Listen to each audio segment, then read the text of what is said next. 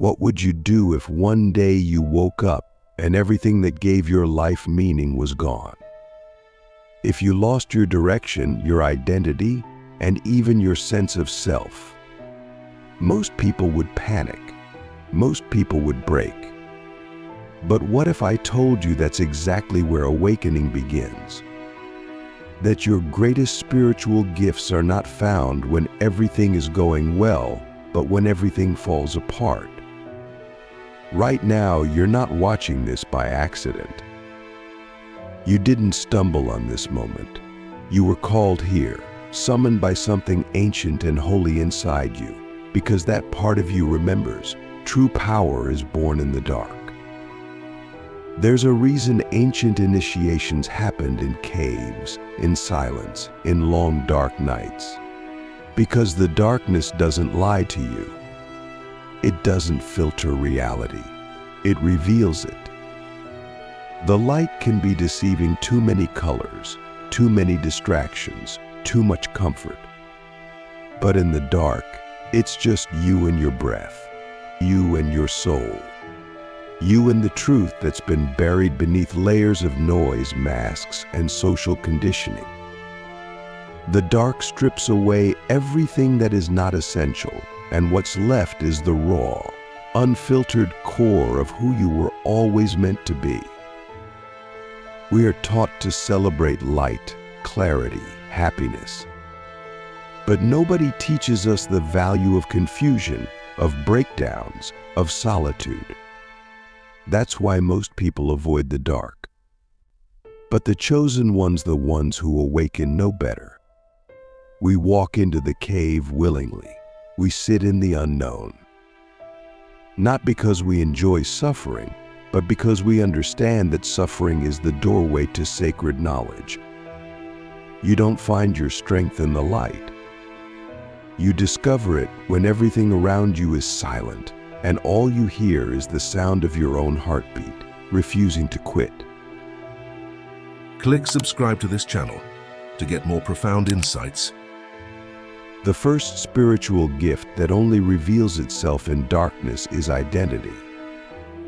Not the identity given to you by birth, family, or society, but the deeper identity, the soul's self.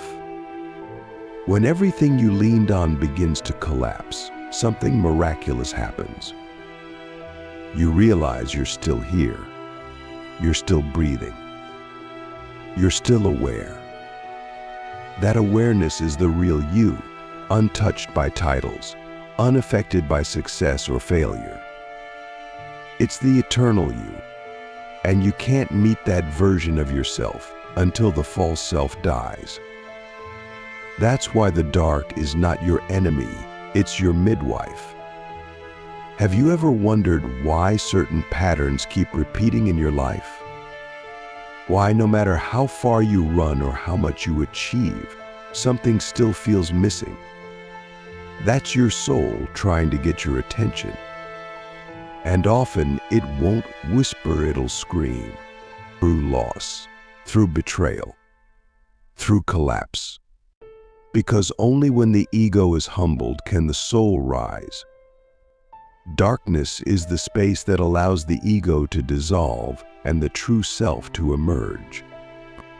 And once you've met that self, you can never go back to sleep. The second gift hidden in darkness is radical clarity. It doesn't come immediately. It doesn't come in the first hour or even the first day. It comes after you've wrestled with your demons, after the silence becomes unbearable, after the questions become louder than your thoughts. That's when clarity begins to drip in slowly, then all at once. You start to see what matters and what never did. You begin to differentiate between what's real and what's programming. You stop chasing illusions, because illusions can't survive in the dark. They need light to cast their shadow. But when you sit in pure blackness, only truth remains. And that truth is rarely comfortable. It will hurt you, yes, but it will also heal you. Because for the first time, you're not sedating yourself with distractions. You're not numbing with convenience. You're present, fully, painfully present. And in that presence, you begin to see that everything you thought was falling apart was actually falling together. That the breakdown was a breakthrough in disguise. That the ending was an initiation into something far more sacred than you ever imagined.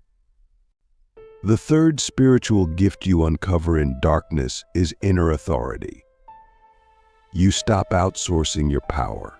You stop asking for permission to be yourself. Something switches inside you. You no longer need validation because you've validated yourself. You no longer seek approval because you've approved of your own existence. In the dark, there's nobody to impress. There's no stage, no audience, just you. And when you learn to love that version of yourself, the one nobody sees, you become unshakable. Inner authority means you now trust your instincts, you trust your gut, you trust your intuition. And that kind of trust doesn't come from reading books or listening to gurus. It comes from surviving yourself, from walking through your own hell and realizing you were your own savior all along. That's what the darkness teaches you, that nobody's coming to rescue you. And paradoxically, that's when the rescue begins, because you finally stop waiting and start becoming. The fourth gift is patience. True, sacred patience. Not the kind you practice while waiting for your coffee. The kind you're forced to develop when nothing makes sense and you can't rush your way out. The dark night of the soul doesn't follow a schedule. It doesn't care about your plans. It moves at the speed of surrender. And surrender is not a weak act. It's the most courageous thing you'll ever do. It's the moment you stop fighting the current and start floating with it, even when you have no idea where it's going. This kind of patience rewires your nervous system. It teaches you to breathe in discomfort, to find peace in uncertainty. And that's what makes you powerful in the real world. Because after enduring the unknown, normal problems don't shake you. You're no longer easily triggered. You've expanded your container. You've stretched your spirit. And while others are panicking, you're grounded, calm, still, because you've already faced your greatest fear, not knowing, and you made it through. The fifth gift is presence. Not the kind of presence that comes from mindfulness exercises, but the deep, embodied presence that emerges when there's nowhere to go and nothing left to do. In darkness, you can't escape into the future. You can't replay the past. All you have is now. And that now becomes your sanctuary. You begin to notice things you never saw before: the rhythm of your breath, the beat of your heart, the weight of your body on the earth. Presence is where healing happens. It's where love lives. It's where God speaks not in thunder, but in stillness. You realize that life isn't about chasing moments. It's about inhabiting them, fully, firstly, with your whole being. And once you've experienced that, you stop rushing. You stop skimming through life. You begin to drink each moment like sacred water. And that shift changes everything. The sixth gift that arises in the dark is devotion. Not religious obligation, but that deep soul-level commitment to something greater than yourself. When you're in the dark, you start to ask different questions. Not how can I get what I want, but who am I here to serve? Not how can I escape this pain, but what is this pain trying to awaken in me? And that shift from self-centeredness to soul-centeredness is the beginning of spiritual adulthood. Devotion is what keeps you going when motivation dies. It's what carries you when inspiration fades. It's the quiet fire that refuses to go out. And it's born not in ecstasy, but in endurance. In the long, silent nights when nobody is watching, and you keep showing up anyway. You keep meditating. You keep praying. You keep listening. Because something inside you knows that every step, every breath, every tear is holy. And finally, the seventh gift is rebirth. Not symbolic rebirth. Actual, cellular, energetic rebirth. You're not the same person who walked into the dark. You've been changed, not improved, but transformed.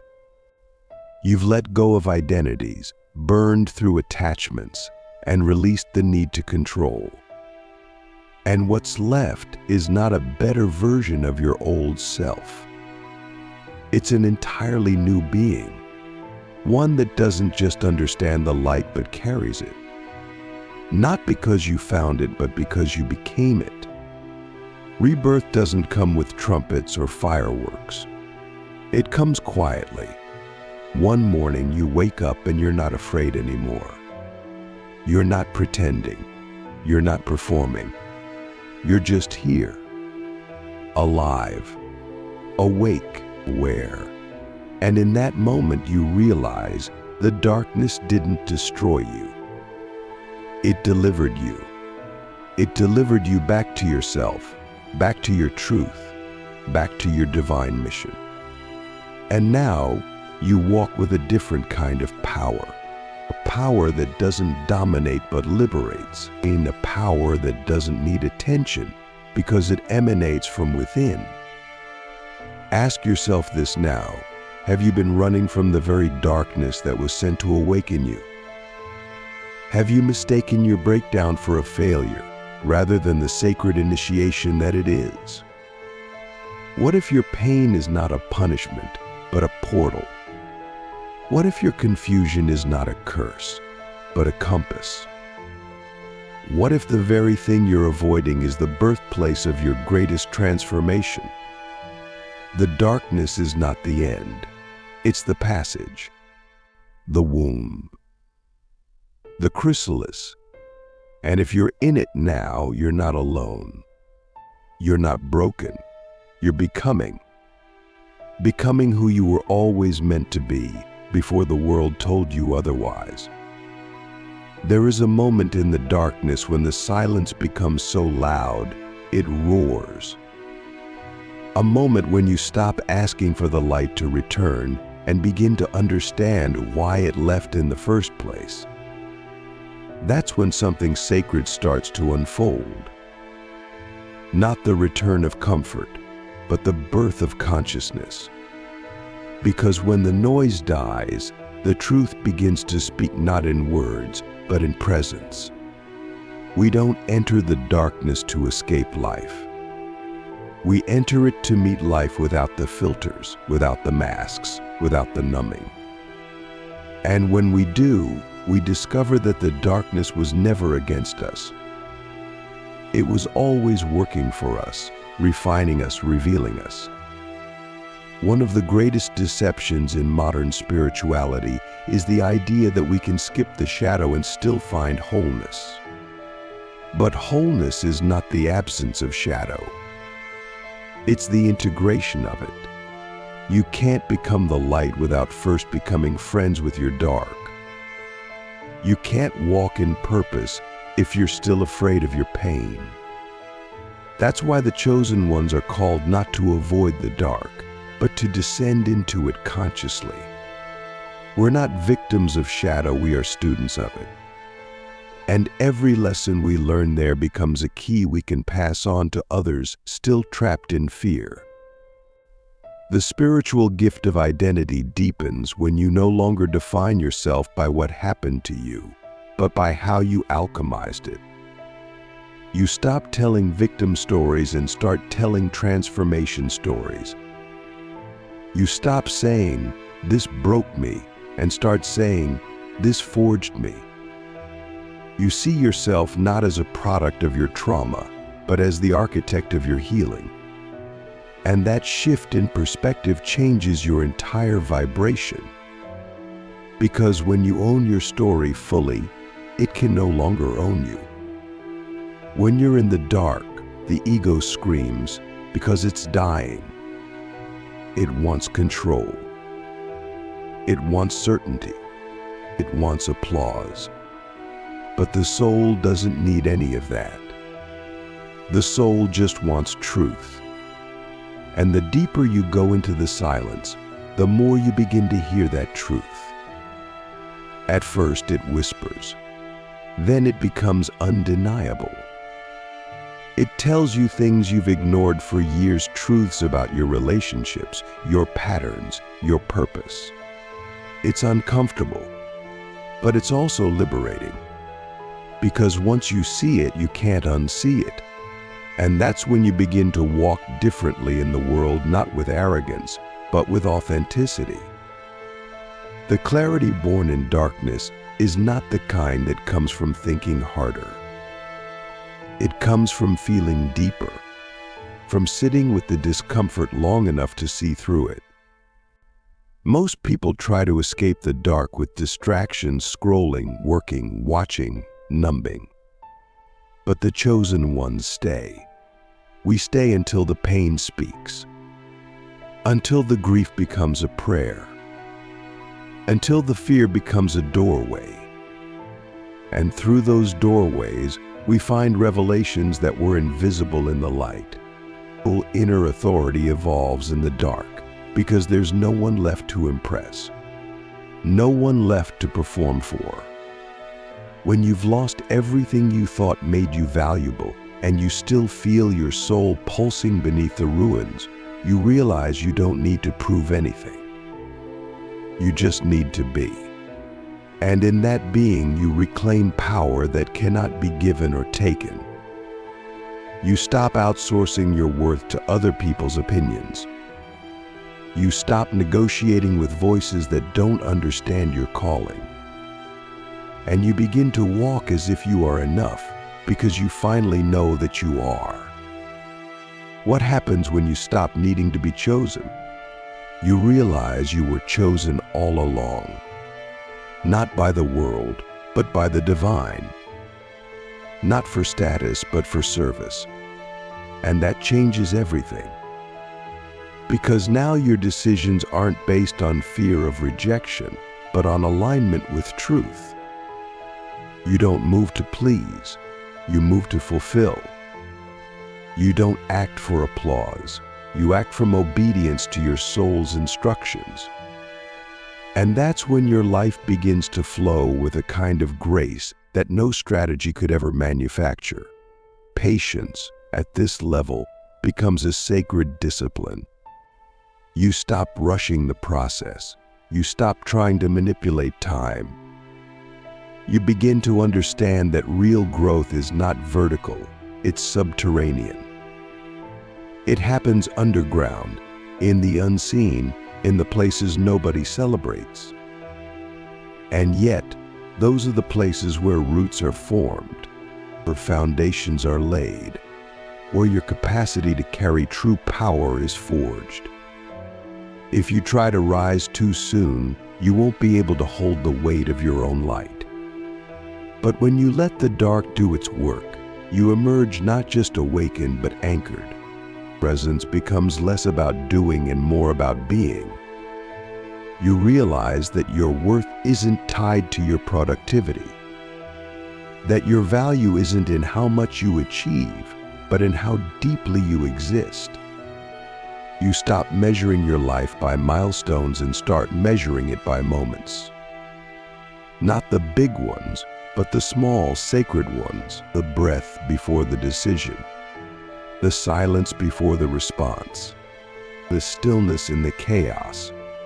These are the places where divinity hides. and you begin to realize God was never far. You were just too loud to hear.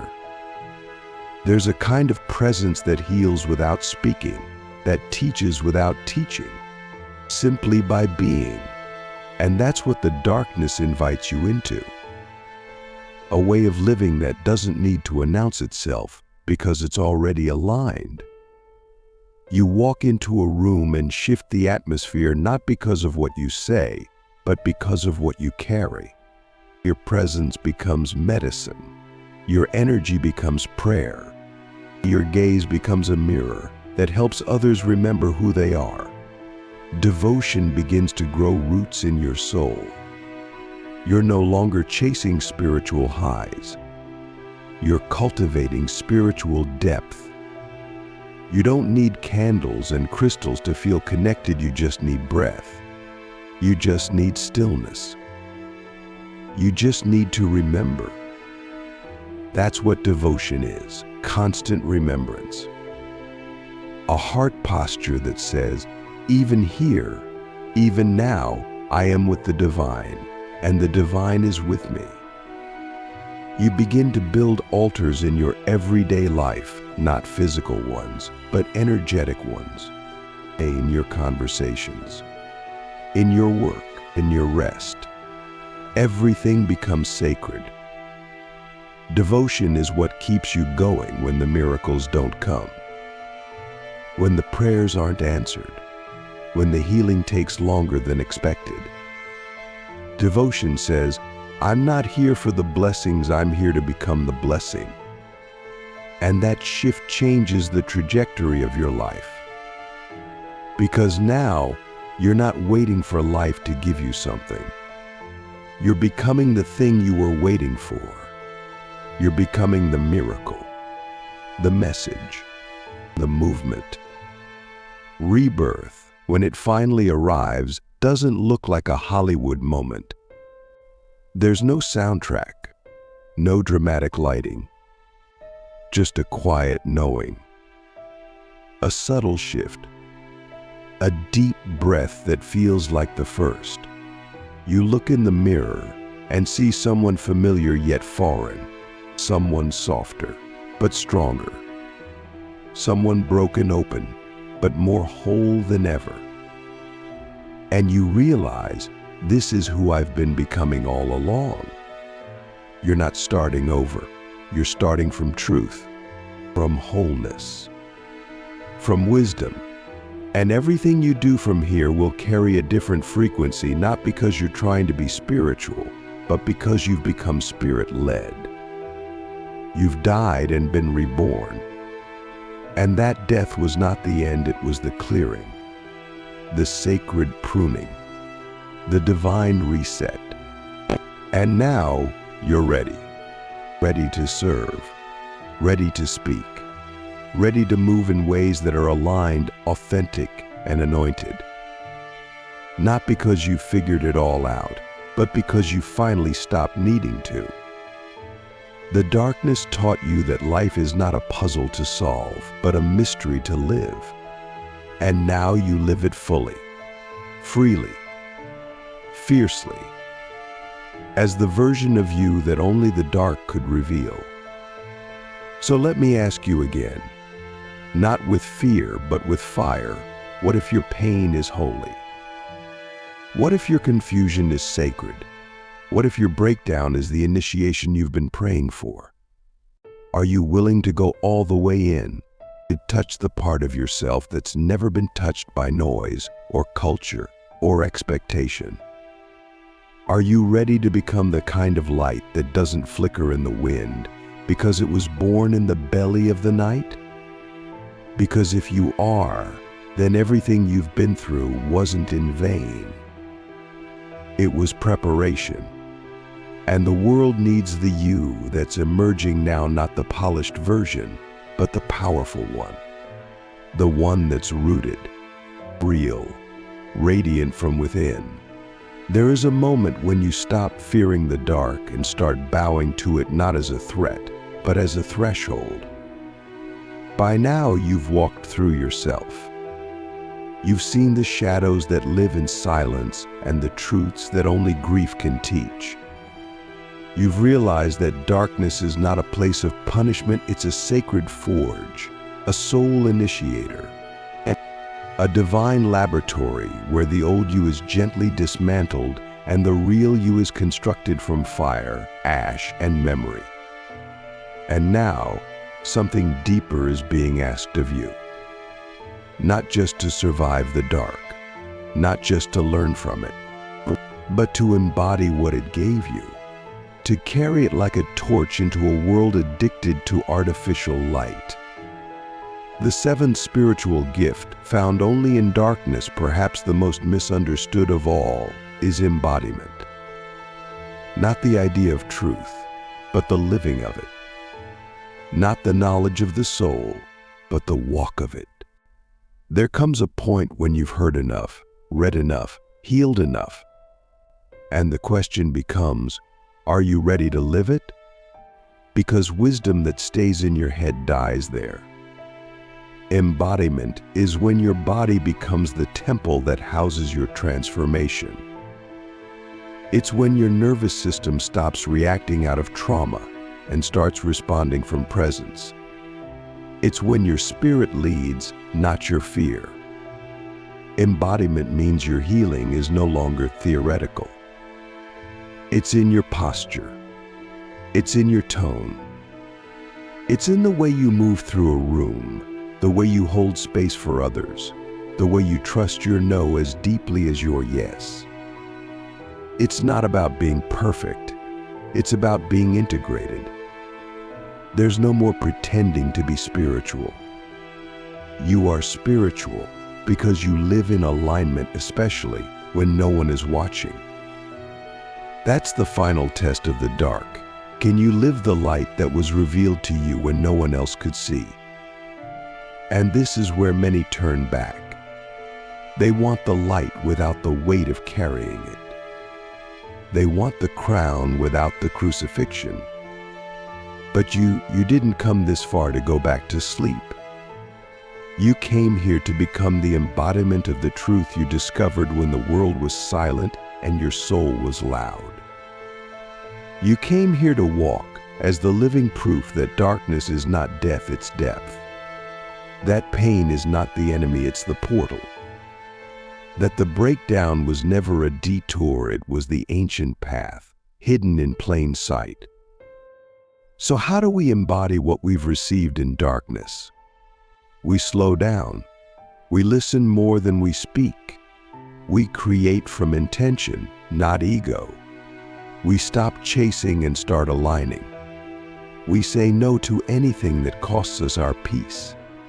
We say yes to everything that calls our soul. We stop trying to be seen and start living in a way that makes us undeniable. We practice presence like it's prayer. We treat our bodies like altars. We make our lives into medicine not through perfection, but through presence.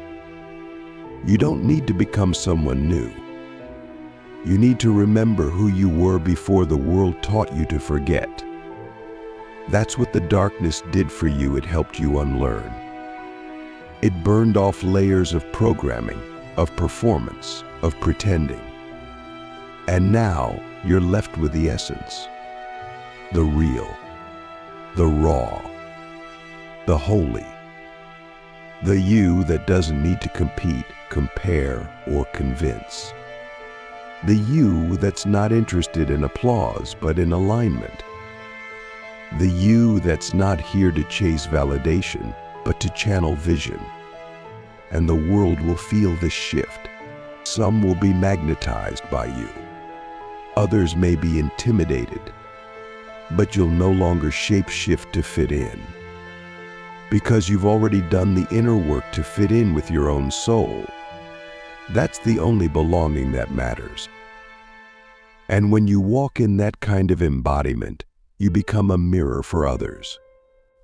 You become the permission slip they didn't know they needed. You become the presence that reminds them that they, too, can rise from their own night. But make no mistake, this path isn't about becoming untouchable. It's about becoming reachable. You're not here to ascend out of the world. You're here to descend deeper into it with your soul intact. You're here to bring heaven to earth, not in theory, but in action, in the way you love, the way you forgive, the way you hold boundaries without bitterness, the way you open your heart again when it would be easier to shut it down. That's the real miracle. That's the real power. That's what the darkness gave you. So now the question becomes, what will you do with all this? What will you do with the clarity, the resilience, the vision, the trust, the compassion, the purpose, and the embodiment that the dark has gifted you? Will you carry them like burdens or like blessings? Will you use them to build walls or to open doors? Will you hide them in fear of being too much, or will you share them boldly, knowing that your truth is someone else's breakthrough? This is the invitation of the chosen ones, not just to awaken, but to walk awake. Not just to heal, but to become the healer. Not just to survive the dark, but to become its messenger. Because this world doesn't need more influencers. It needs initiates. It needs embodied souls who have been through the fire and come out not burned, but branded by grace. It needs warriors who love, leaders who listen, creators who channel, healers who have bled. You are not here to play small. You are not here to repeat the patterns of the past. You are not here to live a life so safe that it becomes a slow death. You are here to disrupt, to liberate, to awaken. First yourself, then everyone you touch. And that awakening began in the dark, not in spite of it, because of it.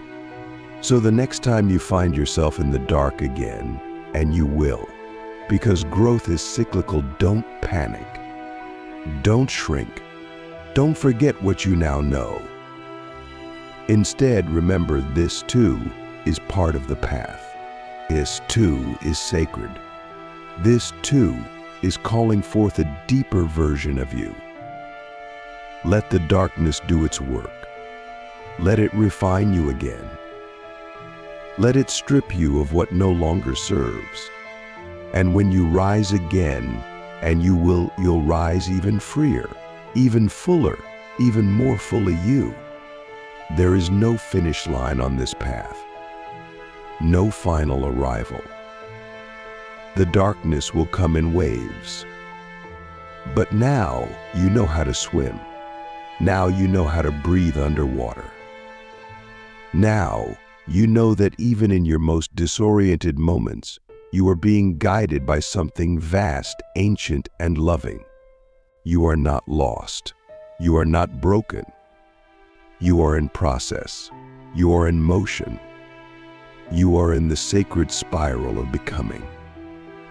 And so, as this journey comes to a close, I offer you this final truth. The darkness was never your enemy. It was your elder, your guide, your sacred teacher. And now that you've walked with it, now that you've danced with it, now that you've made peace with it, you carry something no one can take from you. You carry the kind of light that doesn't flicker, the kind of light that was born in silence, fed by surrender, and released by fire. Walk with that light. Speak from that light. Love from that light. And when others ask you how you found it, you'll smile not with arrogance, but with reverence and say, I found it where most people don't dare to look.